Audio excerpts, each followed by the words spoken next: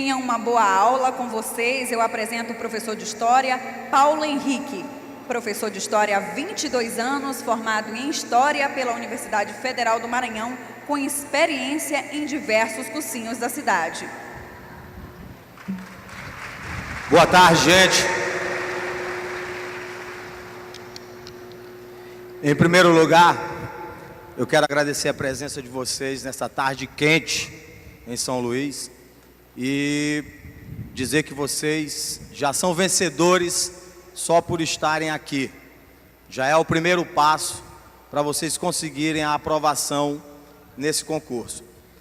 Falando diretamente a respeito desse material que vocês têm em mãos, eu escolhi algumas questões de outros concursos feitos na modalidade certo e errado, pela banca CESP-Sebrasp. A minha pretensão ao elaborar esse material não foi fazer uma abordagem de todo o conteúdo de História do Brasil. A minha pretensão foi abordar, ou seja, atacar aspectos que eu considero mais importantes dentro dos conteúdos de História do Brasil, ok? Então, de repente você vai dizer, não tem questão disso ou daquilo, daquele outro assunto. Foi escolhido arbitrariamente por mim, de forma que são questões que eu considero mais interessantes de serem respondidas, ok? Então, vamos começar. Eu vou utilizar o smartphone, porque aqui tem o original e qualquer coisa, se tiver diferente do de vocês. Além disso, quem tiver qualquer dúvida e quiser fazer perguntas, pode usar aquele velho método dos anos 80. Faz o bilhetinho e entrega aqui na mesa, ok? Então vamos nessa, gente. A primeira questão diz assim: o texto a seguir serve de referência para as afirmativas 1, 2 e 3. Antes de eu começar a ler o texto, algumas dicas. Vocês vão encontrar na prova um texto servindo de referência para diversas questões, para diversas afirmativas. Às vezes o mesmo texto serve de referência para 5, 6, 7, 8 afirmativas, ok? Então, primeira dica é essa: o mesmo texto pode servir de referência para várias afirmativas. Segunda dica: antes de ler aquele texto enorme, leiam a pergunta. Às vezes, o texto está lá só de enfeite. Então vai direto na pergunta. Se você achar que só a pergunta não é suficiente, aí sim você vai para o texto. Combinado assim? Então pratiquem isso. Primeiro vão direto na frase, na afirmativa. Se só a frase não for suficiente, recorram ao texto. Assim, vocês vão economizar tempo. Outra coisa, é uma dica óbvia, manjada, mas que é sempre bom que a gente repita. Não percam tempo demais em questões difíceis. Questão difícil não é aquela que Paulo Henrique diz que é difícil. Questão difícil é aquela que você tem dificuldade de responder. Porque de repente para mim a questão é fácil, para ti é difícil. Se meu preto passou 10 segundos na questão e não saiu nada, não te casa com a questão. Passa para a próxima. Vida que segue. Ok? Então, pratiquem isso. 30 segundos é o tempo máximo. Cronometra, 30 segundos. Deu 30 segundos, se se enrolou na questão, passa para outra. Ok? Não briguem com a questão, não briguem. O que é brigar com a questão? Virou questão de honra, agora eu respondo. Passa para outra. Não entra nessa vibe não, de brigar com a questão. Então vamos lá? O texto a seguir serve de referência para as afirmativas 1, 2 e 3. Vamos usar a estratégia que eu falei para vocês. Eu vou primeiro para a afirmativa. Se só a afirmativa não der, eu vou para o texto. O predomínio político de São Paulo e Minas Gerais até a década de 20 ficou conhecido como política de valorização do café, em que paulistas e mineiros se revezavam na presidência da República. Gente, o predomínio político exercido por São Paulo e Minas Gerais até a década de 20 não é conhecido como política de valorização do café. É conhecido como política do café com leite. Te liga aqui. Te liga aqui. O poder político das oligarquias durante a República Velha estava fundamentado em uma teia de relacionamentos composta por 3 pilares. Falando nisso, eu não tenho a menor restrição quanto a vocês gravarem a aula. Fiquem à vontade. Eu acho até melhor do que tentar acompanhar o que eu falo escrevendo. Pois sim, o poder político das oligarquias na República Velha estava fundamentado em uma teia de relacionamentos sustentada por um tripé. Esse tripé envolve os níveis federal, estadual, municipal. No nível federal, nós tínhamos a política do café com leite, através da qual São Paulo e Minas Gerais alternavam-se na presidência da República. Ora, o presidente era representante das oligarquias paulistas, ora, o presidente era representante das oligarquias mineiras. Desta maneira, esses 2 estados vão se revezar. Lembrando que São Paulo, além de ser o maior produtor de café do país, também era o estado mais rico. Então São Paulo tem grana. Ao passo que Minas, além de ser o maior produtor de leite, era também o estado com maior número de eleitores. Então meu pretinho pega a grana de São Paulo e os votos de Minas, elege um presidente. Esses 2 estados vão se alternando. Política do café com leite. Essa afirmativa é certa ou errada? Essa da primeira questão. Afirmativa errada. Calma, já respondi a questão, vamos continuar. No plano estadual, nós tínhamos uma prática conhecida como política dos governadores. A política dos governadores era uma troca de favores entre o governo federal e as oligarquias estaduais. Como funciona essa troca de favores? O governo federal garante verbas e respeita a autonomia dos estados. Falando nisso, característica política fundamental do regime oligárquico, a descentralização. A Constituição de 1891 foi a primeira Constituição da República. Desde a independência até hoje, tivemos 7 constituições.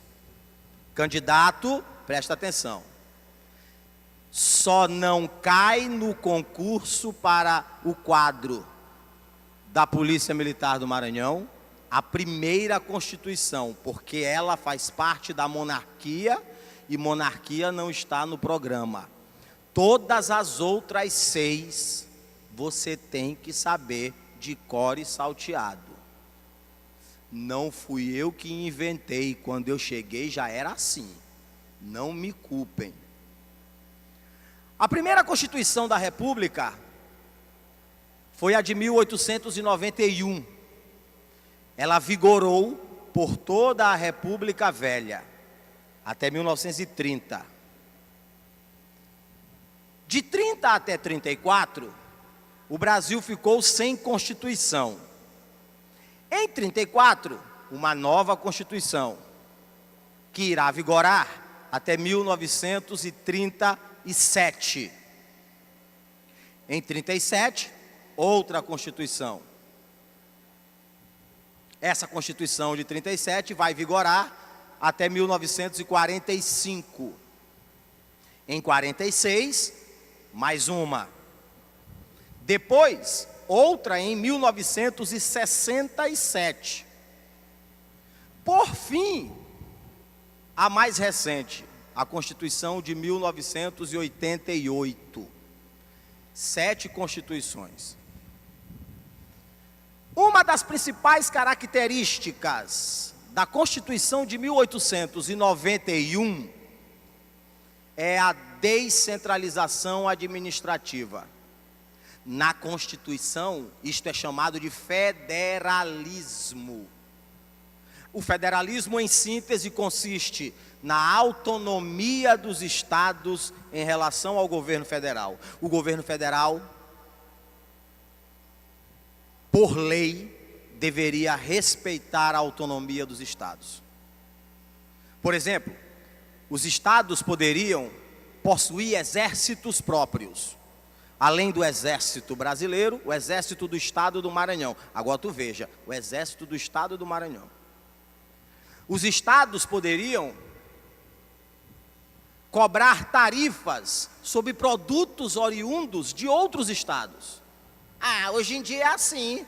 Hoje em dia é assim, mas naquela época era a primeira vez que se aplicava isso. Os estados podiam pedir empréstimos junto a bancos estrangeiros, sem consultar o governo federal. Em síntese, os estados tinham autonomia em relação ao governo federal. Ora, na política dos governadores, um dos compromissos do governo federal, junto às oligarquias estaduais, é respeitar a autonomia dos estados. Outro compromisso, enviar verbas constantemente para os estados. Os estados, por sua vez, deveriam garantir os votos necessários para que os candidatos do governo federal fossem sempre eleitos. Troca de favores. E aí eu digo, isso não existe mais no meu país. Troca de favores entre o governo e as elites locais. Pode ser que tenha na Suíça, no meu país não tem mais. Essa troca de favores também se estende ao plano municipal, através de uma prática conhecida como coronelismo. Política do café com leite no nível federal, política dos governadores no nível estadual, coronelismo no nível municipal.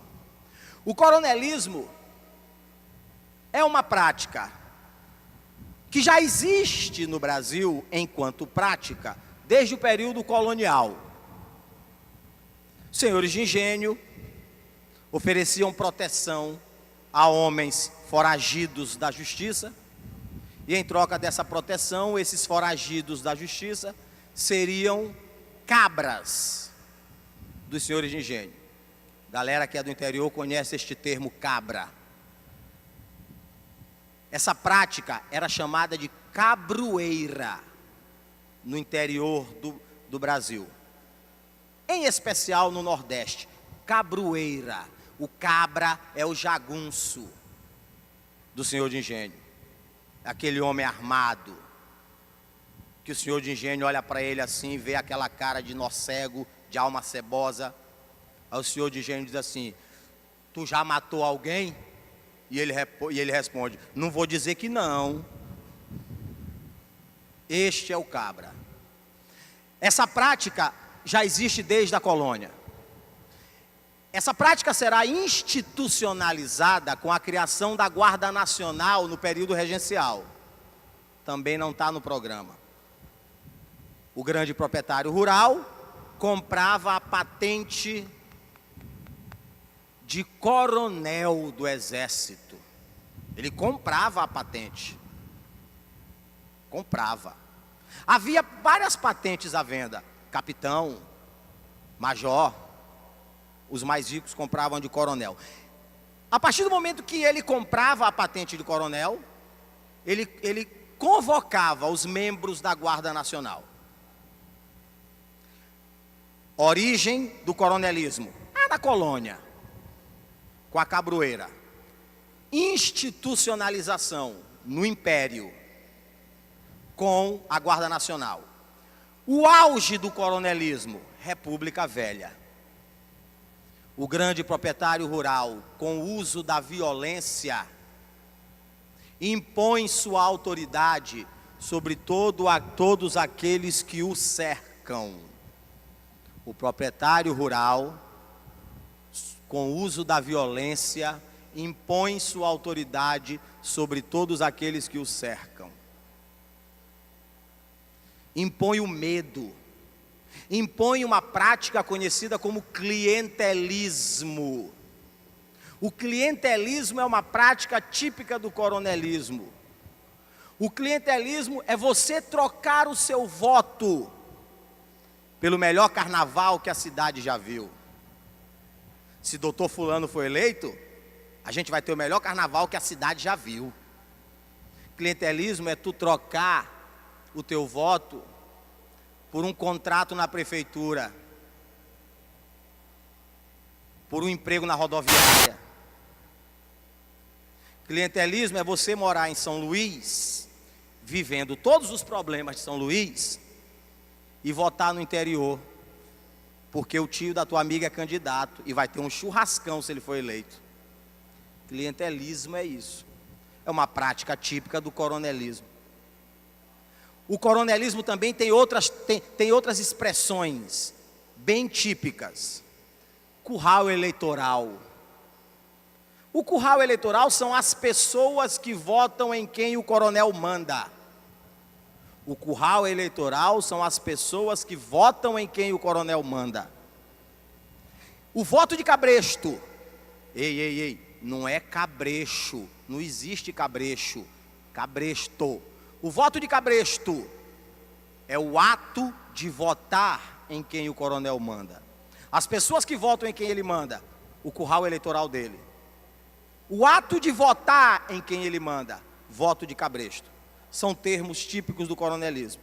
Dessa maneira, senhores, através dessa teia de relacionamentos, que envolve os 3 níveis de poder, era difícil você conseguir tirar as oligarquias deste poder através do voto. Ok? Isso já deu um bom resumo para várias questões que vêm a seguir. Então a primeira questão, a afirmativa, é falsa. Política do café com leite é o nome que a gente usa para essa alternância na presidência da República entre São Paulo e Minas. Mas, professor, afinal de contas, o que é a política de valorização do café? Isso existe. Política de valorização do café. Vou dar uma pausa para neguinho respirar. Política de valorização do café.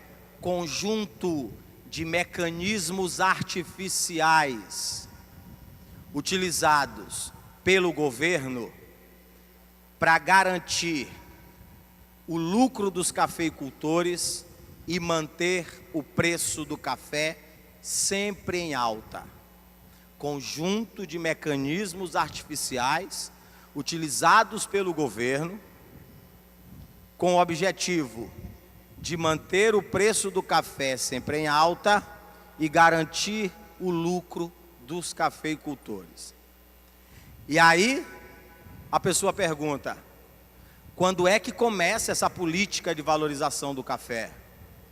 Ela começa a partir da assinatura de um acordo conhecido como Convênio de Taubaté, no ano de 1906.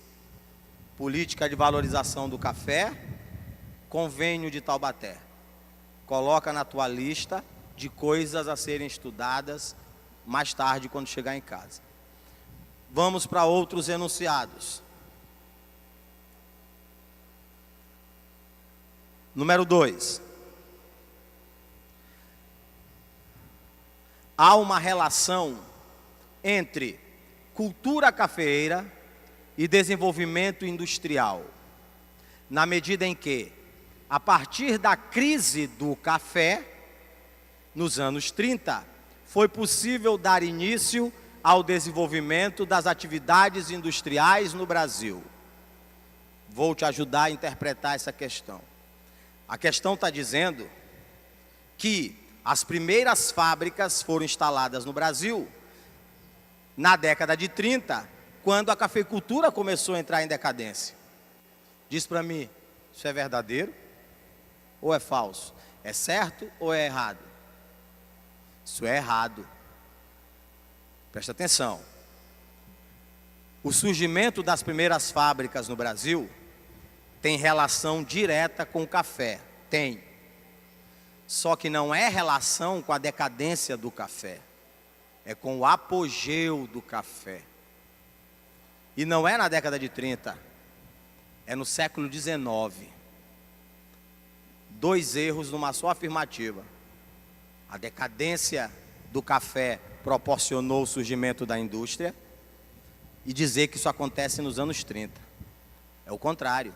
O apogeu do café favorece a implantação das primeiras indústrias no Brasil na segunda metade do século XIX. Vida que segue. Outra questão.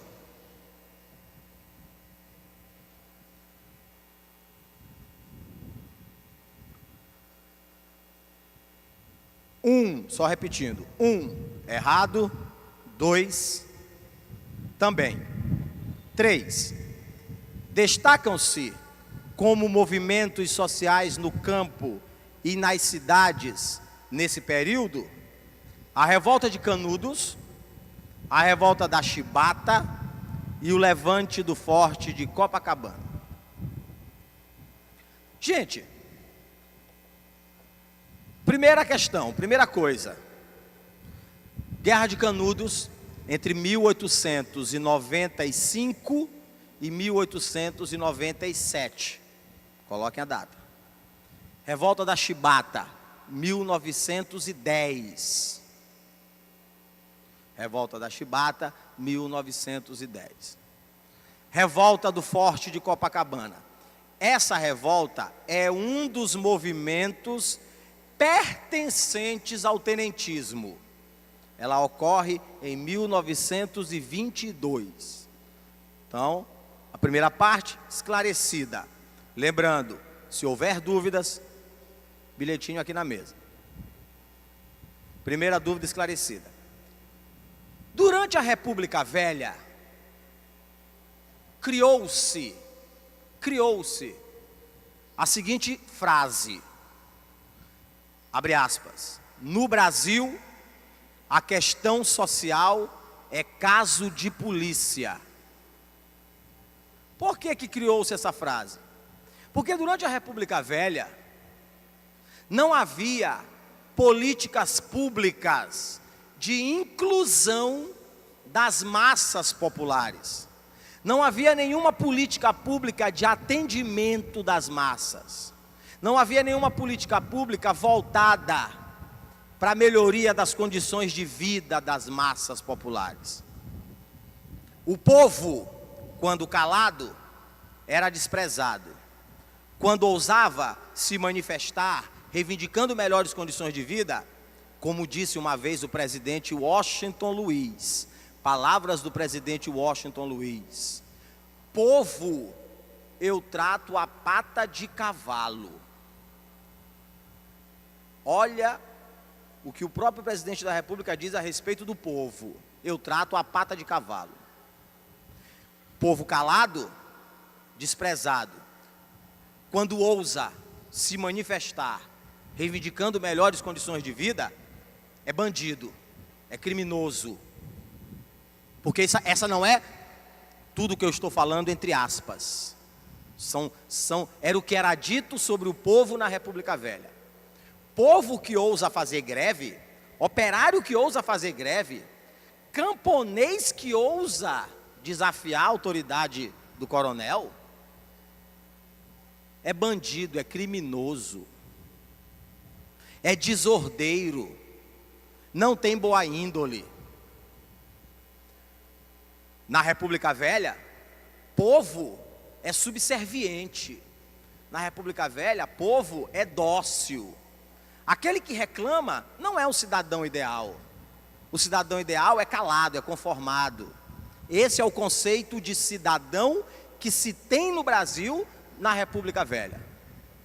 Então, Canudos e Chibata são exemplos de movimentos sociais em que seus protagonistas queriam apenas melhores condições de vida, mas foram tratados pelo governo como criminosos. Em Canudos, camponeses pobres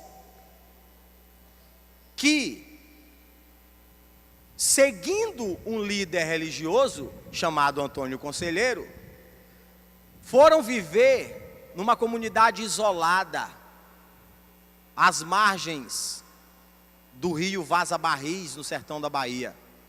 O único mal que esses caras fizeram foi querer viver numa comunidade isolada, cuidando da terra, criando animais,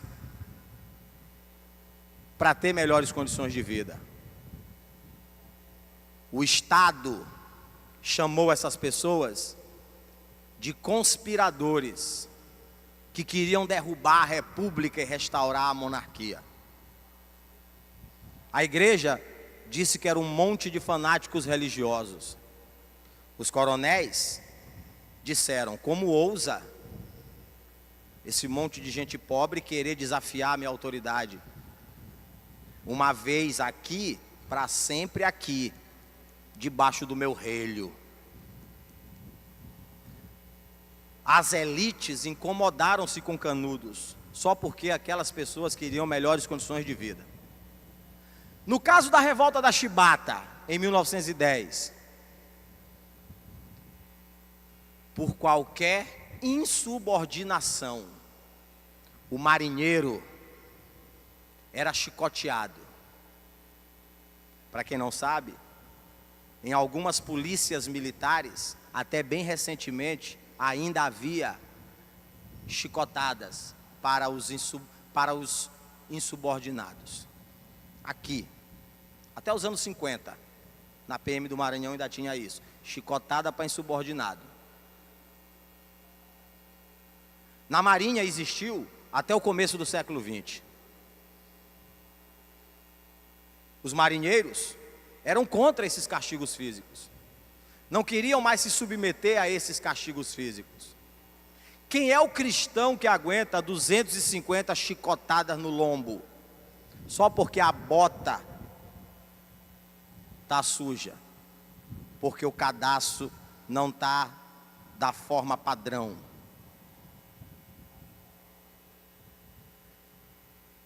O bandeco, horrível, nem bicho de rua comia. As condições de trabalho, as piores possíveis. E os marinheiros disseram: não dá não. Liderados por um marinheiro de terceira classe, negro, semi-analfabeto, chamado João Cândido, conhecido como Almirante Negro, os marinheiros se rebelaram. Tomaram um navio chamado Minas Gerais. Apontaram os canhões do navio em direção à cidade do Rio de Janeiro. Se nossas reivindicações não forem atendidas, vamos bombardear a cidade. O presidente Hermes da Fonseca, negociando com os rebeldes, atendeu às suas reivindicações, acabou com os castigos físicos, anunciou a melhoria dos salários e a melhoria das condições de trabalho. Os marinheiros rebeldes voltaram aos seus postos.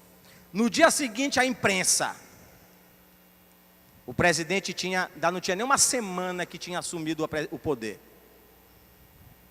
No dia seguinte, a imprensa. Presidente frouxo, presidente mole. Eles fizeram uma vez, vão fazer outra. O senhor tem que mostrar pulso. Pressionado pela imprensa, o que o Hermes da Fonseca fez? Pegou 2, 3 como exemplo, entre eles o João Cândido, prendeu e expulsou da Marinha. E eu pergunto a vocês, enquanto movimento coletivo, a revolta foi um fracasso ou um sucesso? Foi um sucesso. Foi um fracasso para quem? João Cândido. Foi preso e expulso. Então, vamos responder outras questões. Essa afirmativa é verdadeira. Vamos responder outras questões. Calma que eu já falo do tenentismo. Outras questões.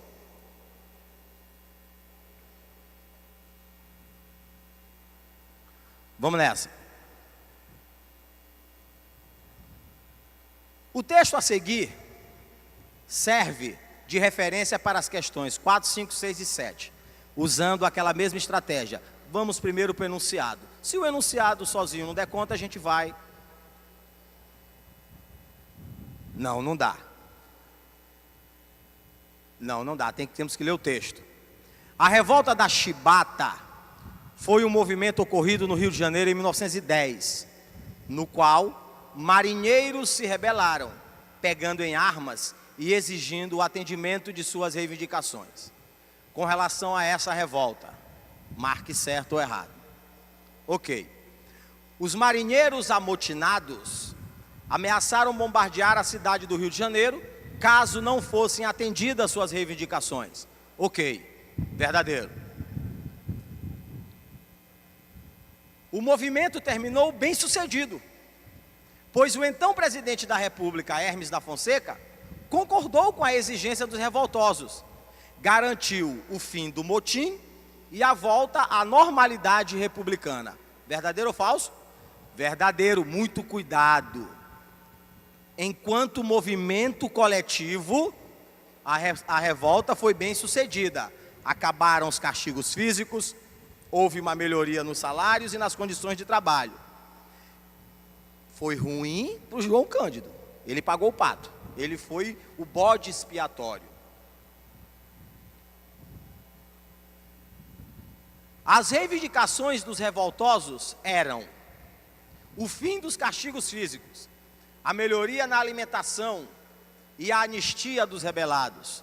Rapaz, o pior é que na lista de reivindicações tinha essa: queremos que os envolvidos na revolta não sejam punidos. O governo traiu isso. O João Cândido foi punido. A afirmativa é verdadeira. Apesar do governo ter traído, essa afirmativa é verdadeira.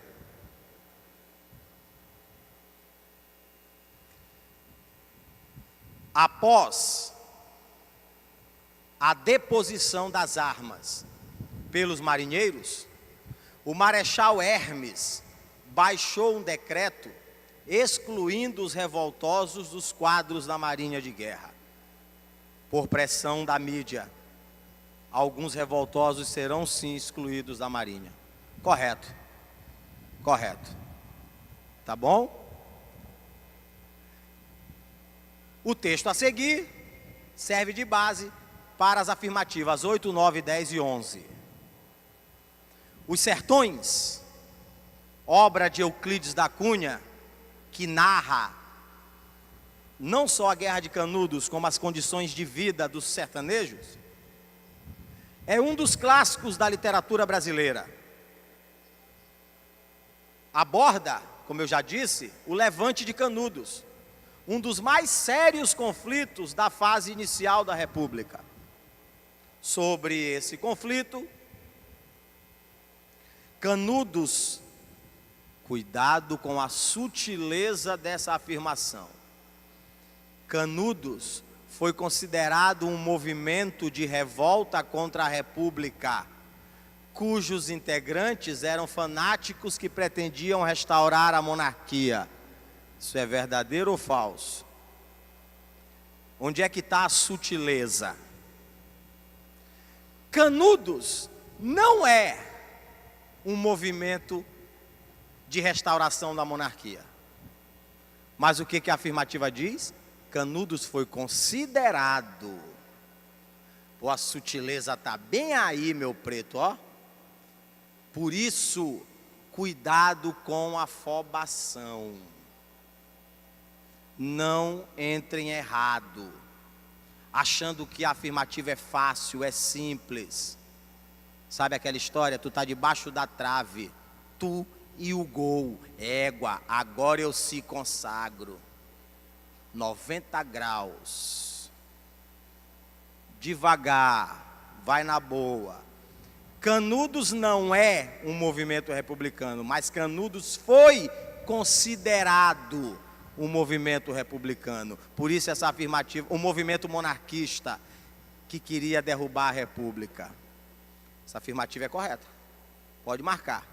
A nação boliviana pode marcar como verdadeira.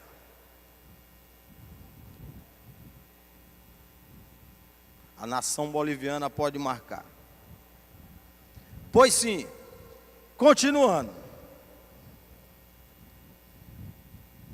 O movimento foi liderado por Antônio Conselheiro. Ei, para aquele candidato mais detalhista, o nome de Antônio Conselheiro é Antônio Vicente Mendes Maciel. Porque tem candidato que é assim, que quer o detalhe do detalhe do detalhe. Antônio Vicente Mendes Maciel. Então a revolta foi liberada por Antônio Conselheiro, reunindo grupos de homens e de mulheres miseráveis, que formavam uma comunidade agrária em uma fazenda abandonada no sertão da Bahia. E meu preto, é uma das frustrações que eu tenho, não sei assobiar.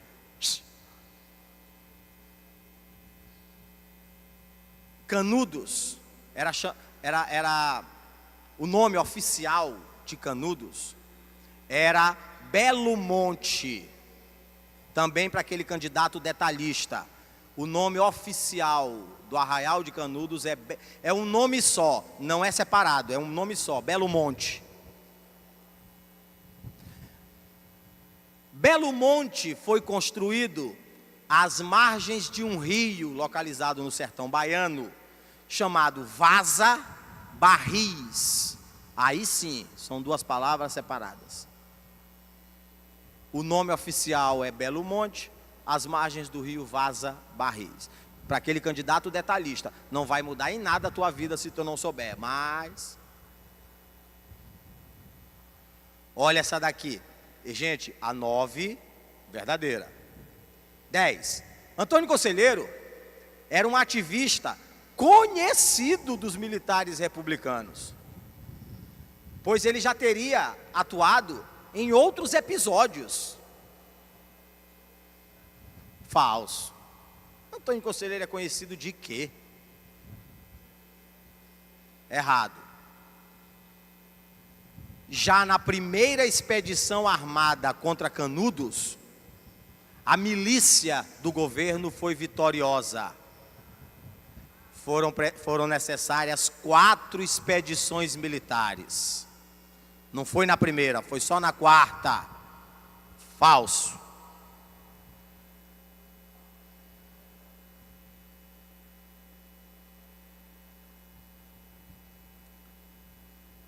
Ok. Daqui para frente o tema é outro. Tá bom? O tema é outro. O tema era Vargas, entre 1930 e 1945. Então, daí para frente era Vargas. Se quiserem fazer essa identificação, é legal. O primeiro pacote de questões, República Velha. De agora em diante, era Vargas. 1930, 1945. Vou dar uma chegadinha aqui no meu povo. O texto a seguir serve de base para as questões 12, 13, 14 e 15. O processo de reformas do Estado, pelo qual o Brasil passa, com desdobramentos no modelo de seguridade social e na presença do papel do setor público na economia, tem significado, em muitos sentidos, uma revisão do perfil do Estado instituído na chamada Era Vargas.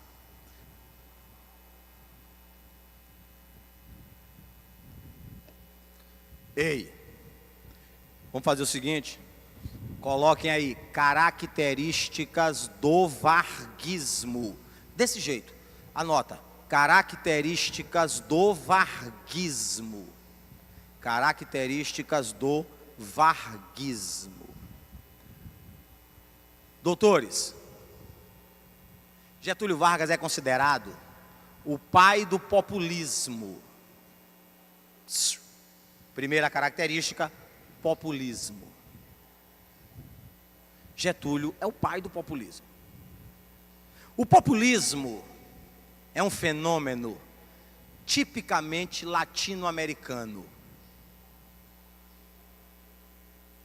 A origem está na década de 30. O auge entre o final da Segunda Guerra e meados da década de 60.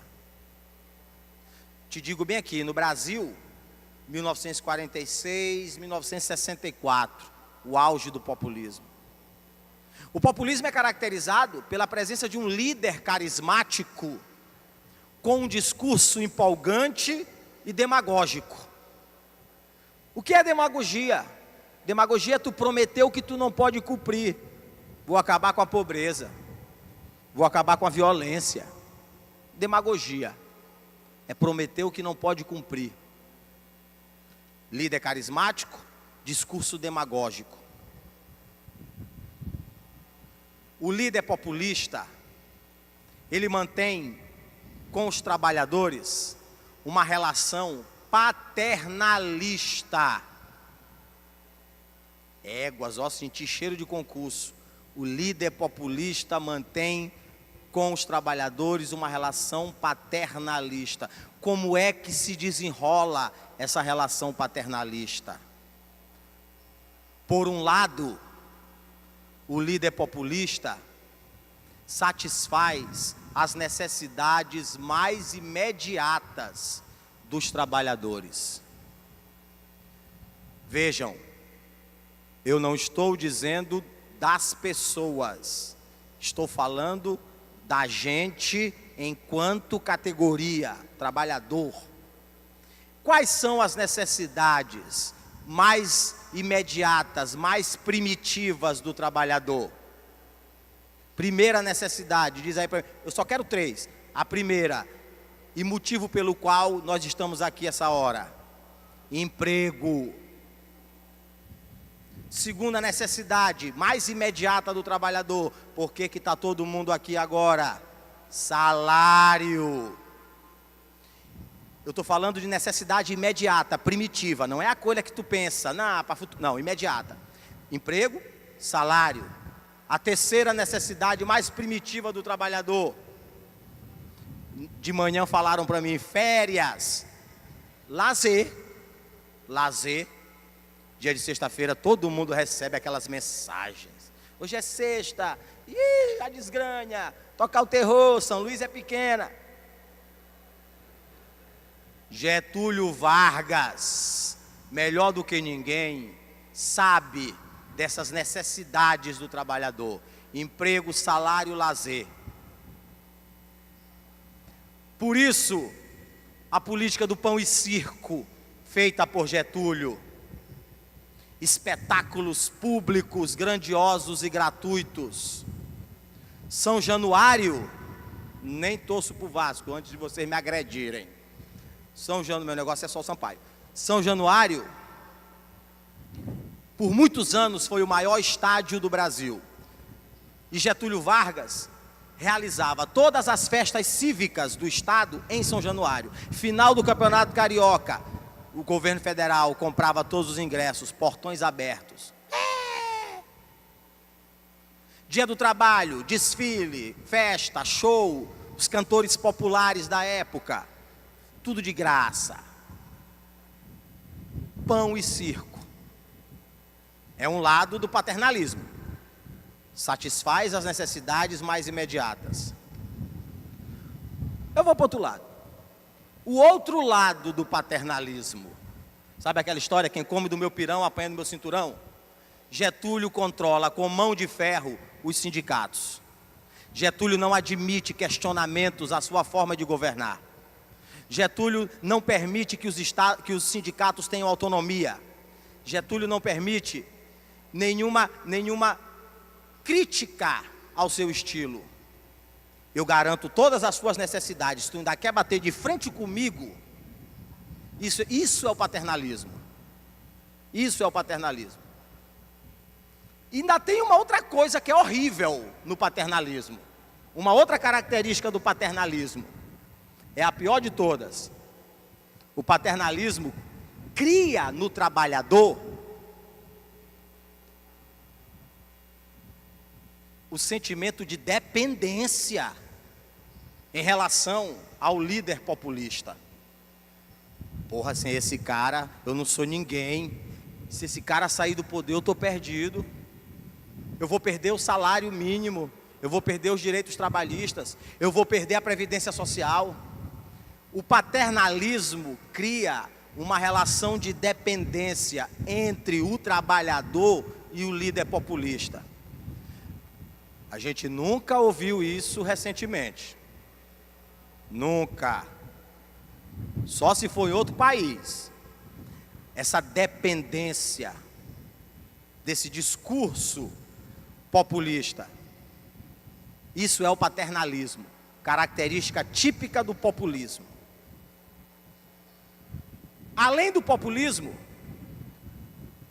nós temos também o nacionalismo. Vou já ler aqui.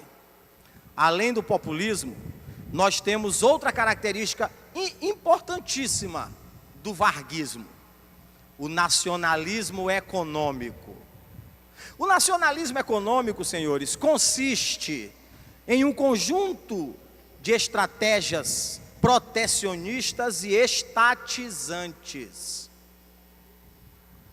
Existe todo um discurso que visa proteger a economia nacional contra os abusos cometidos pelo capital estrangeiro. O que é o nacionalismo econômico? Conjunto de medidas que visam proteger a economia nacional contra os abusos cometidos pelo capital estrangeiro. Explica melhor. As multinacionais, antes de Vargas, instalavam-se no Brasil, exploravam a mão de obra, a matéria-prima, os recursos naturais. Muitas recebiam privilégios, não pagavam impostos, exploravam o mercado, tinham lucros exorbitantes, pegavam 100% desses lucros e mandavam de volta para suas matrizes na Europa e nos Estados Unidos. Aí Getúlio: não, papai, não é assim não. Vocês podem até se instalar no Brasil, mas vocês vão reinvestir parte desses lucros aqui. Isto é o nacionalismo econômico. Portanto, Getúlio não é contra o capital multinacional. Ele é contra os abusos cometidos por esse capital. Te liga na questão. Ele não é contra o capital, ele é contra os abusos. Populismo, nacionalismo econômico. Terceira característica: desenvolvimentismo. Desenvolvimentismo. Vamos descomplicar. Desenvolvimentismo, meu filho, é autossuficiência. Desenvolvimentismo é a crença na capacidade do Brasil de promover seu próprio desenvolvimento capitalista sem precisar recorrer a empréstimos estrangeiros. Poxa, nós temos recursos naturais,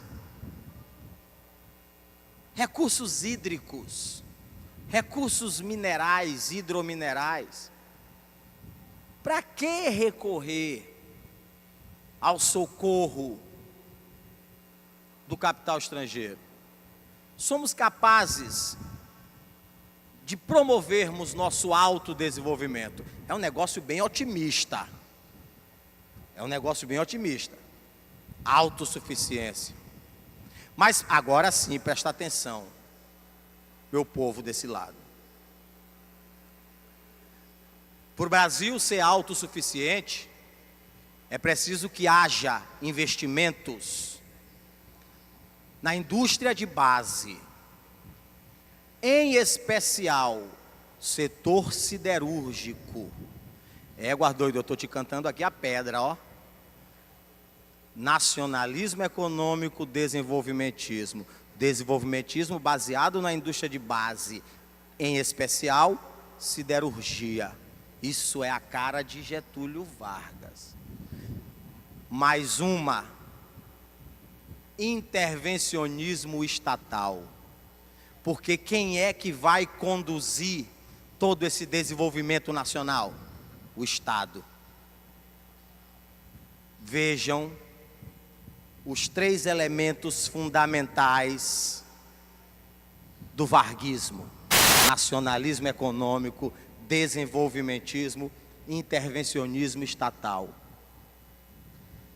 Falou de Vargas, falou desses 3 elementos. E por favor, pessoal que está lá no fundo, indústria de base, siderurgia, é produção de aço, é produção de ligas metálicas, é produção de equipamentos pesados. Para Getúlio, isso é desenvolvimento. Ficou claro? Então, gente, quer dizer que para Getúlio Vargas o que importa é investir no setor agrário exportador. Certo ou errado? Certo ou errado? Setor agrário exportador? Errado. Indústria de base. Em especial, siderurgia. Siderurgia. Paulo dá exemplos. Companhia Vale do Rio Doce. Companhia Mineradora. Companhia Siderúrgica Nacional. Produzir liga metálica. Usina de Volta Redonda. Exemplos de empresas estatais desse setor da indústria de base. Ora, naturalmente, eu não posso falar de Getúlio Vargas sem falar de propaganda. O velhinho é midiático. O velhinho é danado. Ali gostava de um rádio. Principal veículo de comunicação, senhores, da década de 30. Principal formador de opinião pública, o rádio. Programa de auditório, programa de calouro, novela, jornal, tudo era no rádio. Tudo era no rádio. Existia o departamento de imprensa e propaganda, voltado para essa apologia à imagem de Getúlio. Eu me lembro como se fosse ontem. Vejam como o DIP, Departamento de Imprensa e Propaganda, vejam como o DIP era matreiro. Vejam como ele era matreiro. Me lembro como se fosse ontem. Um outdoor gigante. Getúlio Vargas, de braços abertos, em direção a ele, algumas crianças. E a frase dizia assim: neste ano novo, abrace o seu futuro. Tu não sabes se o futuro são as crianças vindo em direção a Vargas, ou se é Vargas dizendo: vem aqui, eu vou controlar vocês, vocês vão ser meus robozinhos. Esse duplo sentido é lindo. Já caiu em concurso. Vamos responder? Vamos responder.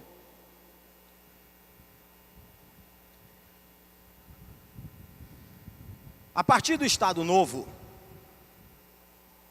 o processo de industrialização do país teve como características fundamentais a nacionalização de alguns setores e a implantação da indústria de base, especialmente a siderúrgica.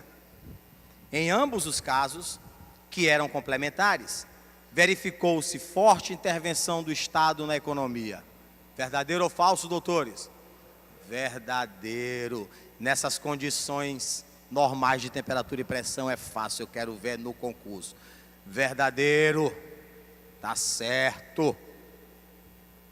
Em 1943,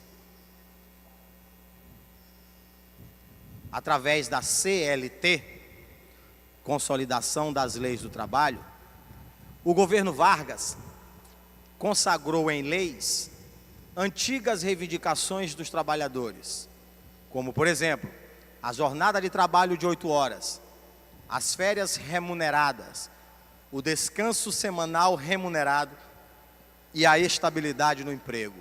Verdade, verdade, verdade. Lembrem-se, a CLT é parte desse instrumento de manipulação dos trabalhadores praticado por Getúlio.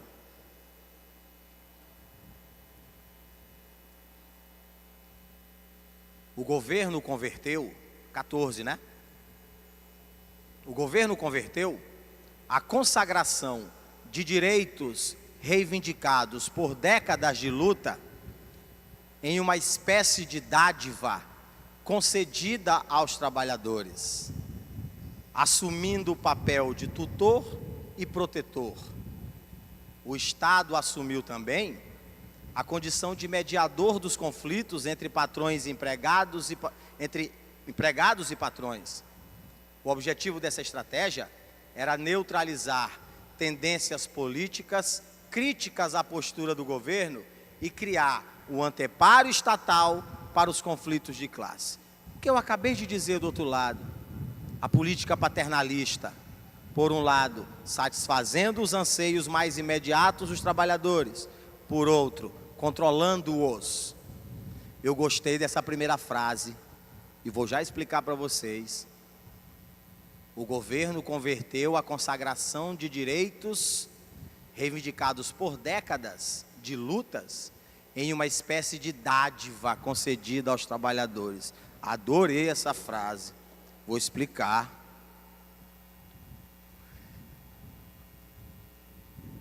Hoje pela manhã, eu dando aula em outro local, o aluno perguntou se... Isso aqui serve para vocês. Pode ser a dúvida da maioria.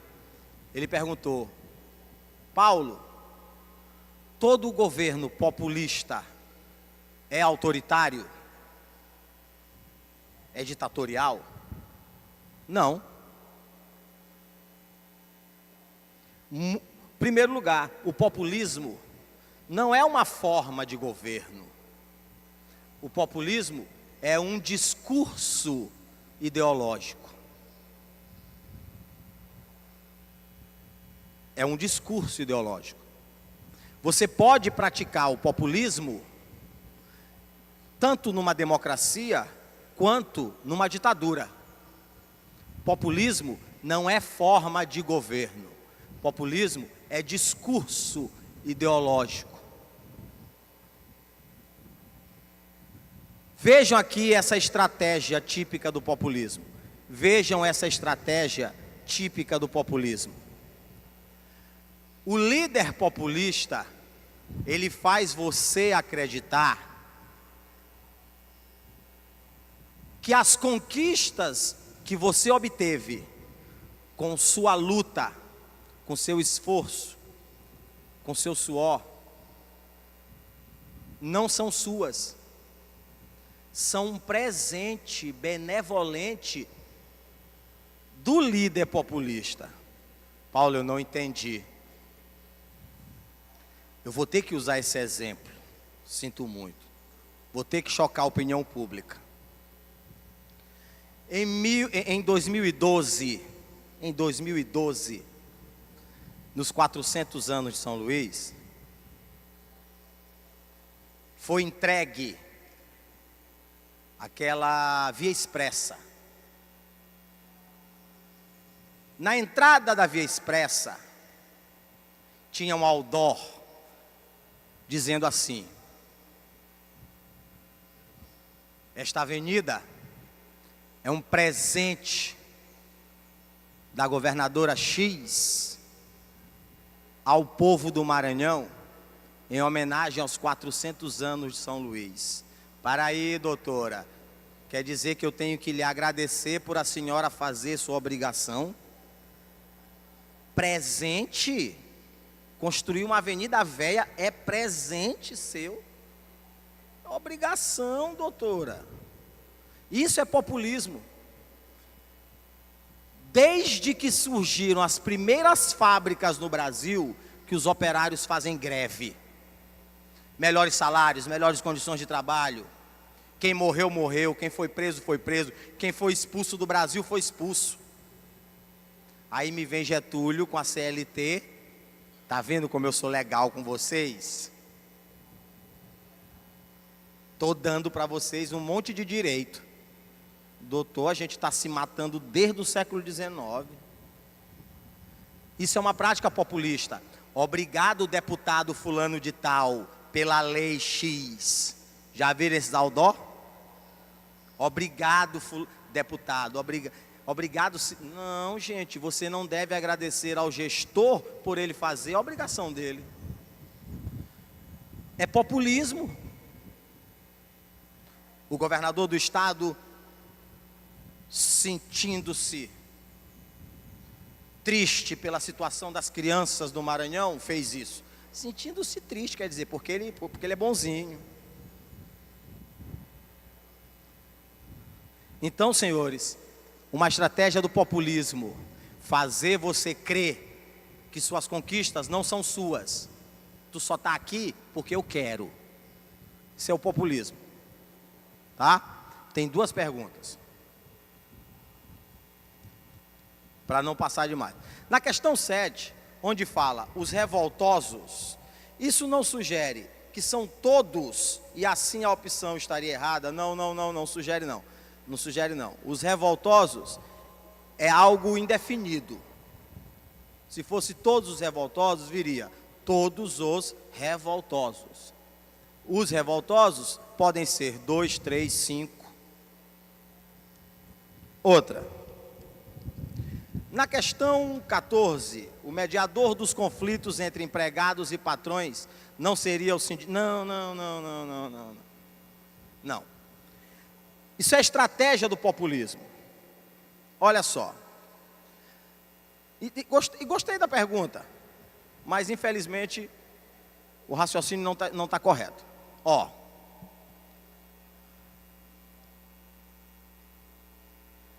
Os primeiros sindicatos são são do final do século XIX, aqui no Brasil. Final do XIX, os primeiros sindicatos. Gente, eu não estou abandonando vocês, não. Os primeiros sindicatos surgem no Brasil, final do XIX. Organismos autônomos, de luta, de reivindicação, sindicato raiz. Neguinho vai pro fight com a polícia mesmo. Cavalaria vem pra cima, sindicalista, embora, é nós. Como eu disse, quem é preso, quem é morto, quem é expulso do Brasil é expulso. Era Vargas. Lei de sindicalização, 1931. Lei de sindicalização. Getúlio Vargas obriga todos os sindicatos a se registrarem no Ministério do Trabalho. Não só os sindicatos, como seus integrantes. Qual o objetivo disso? Antes que me perguntem, o imposto sindical não é criado aí, em 31. O imposto sindical é criado em 43, junto com a CLT. 1º de maio de 43. Pois bem, 1931, veio a lei de sindicalização. Todos os sindicatos e seus integrantes são obrigados a se registrarem no Ministério do Trabalho. Qual o objetivo disso? Monitorar, controlar sindicatos e sindicalistas, controlar. Os líderes sindicais foram substituídos por representantes do governo doido. Entendi a dúvida da pessoa. O sindicato na era Vargas deixa de ter aquele velho caráter de luta, de reivindicação. O sindicato na era Vargas, meu povo, é um sindicato Nutella. O termo da época era pelego. Sindicato pelego. As lideranças sindicais eram escolhidas por Vargas e, em vez de serem representantes dos trabalhadores junto ao Estado, essas lideranças eram representantes do Estado junto aos trabalhadores. O movimento sindical na era Vargas perde a sua força de luta e reivindicação. O movimento sindical na era Vargas vira um mero organizador de evento social. Gente, é vergonhoso. O sindicato na era Vargas virou organizador de campeonato, de festa de fim de ano, festa de confraternização, dia do trabalho, dia dos pais. É o famoso sindicato pelego. Então, doutor, você que perguntou, não é o sindicato? Não.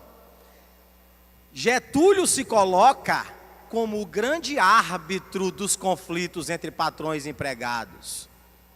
É para isso que existe a Justiça do Trabalho, para que o Estado faça a mediação da disputa. Ok? Só respondendo a pergunta do amigo. Então, doutores, essa afirmativa aqui que eu acabei de falar está correta. Mais uma. Vamos embora. Questão 7.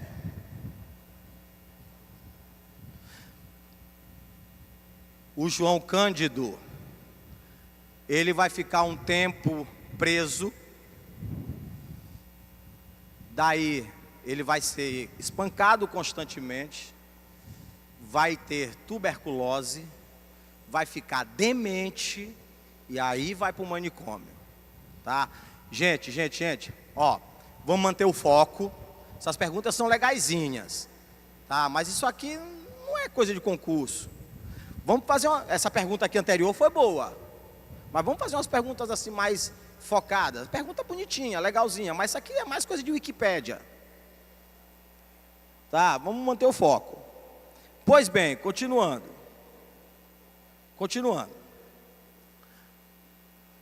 Nesse processo de reformas, a legislação consagrou o direito de liberdade de organização para os trabalhadores, propiciando que os sindicatos tivessem autonomia. Verdadeiro ou falso? Completamente falso. Em 45, iniciou-se o processo de redemocratização do Brasil. E no ano seguinte, o general Eurico Gaspar Dutra foi eleito presidente da República por voto popular. No que se refere a esse assunto, julgue certo ou errado. E aí vem a pergunta. Inicialmente, o governo Dutra manteve a política econômica do Estado Novo, mas a exaustão das divisas acumuladas durante a Segunda Guerra Mundial levou-o a tomar medidas liberalizantes e a retirar o apoio financeiro à indústria nacional em 1947. Vamos organizar o raciocínio. Primeiro, a partir dessa questão, começa o período conhecido como República Nova. Organiza aí no teu material. A partir desta questão, começa o período conhecido como República Nova. E esse período vai de 1946 até 1964. República Nova. Refrescando a memória de vocês, quais são os presidentes desse período? Todo mundo junto? Os presidentes desse período, todo mundo junto, que eu digo para escrever. Eurico Gaspar Dutra, de 46 a 51. Getúlio Vargas, de 51 a 54. Depois nós vamos ter, após o suicídio de Vargas, Café Filho, que era o vice que assumiu em razão do suicídio de Getúlio. Depois, se não me falha a memória pela ordem, Nereu Ramos, Carlos Luiz. Todos esses só para terminar o mandato de Vargas. Depois tivemos Juscelino Kubitschek de Oliveira, de 1956 a 1961. Kubitschek é substituído por Jânio Quadros, que governa apenas por 8 meses, janeiro de 61 a agosto de 61.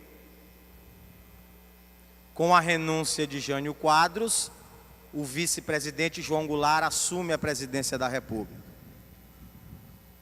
Primeiro de forma parlamentarista, de 61 a 62, posteriormente de forma presidencialista, 62 e 64.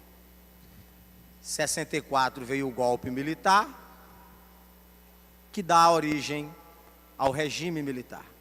Pois bem, já fizemos o inventário. Vamos lá. Governo Dutra. Governo Dutra. Antes de eu falar dessa opção, três coisas marcam o governo Dutra. Três coisas marcam o governo Dutra. Porém, precisamos do intervalo para tomar uma água, porque Paulo Henrique não é de ferro. E na volta eu falo quais são as três coisas que marcam o governo Vargas. Farei igual artista de cinema, atenderei aos pedidos aqui no intervalo. Quem tiver dúvida,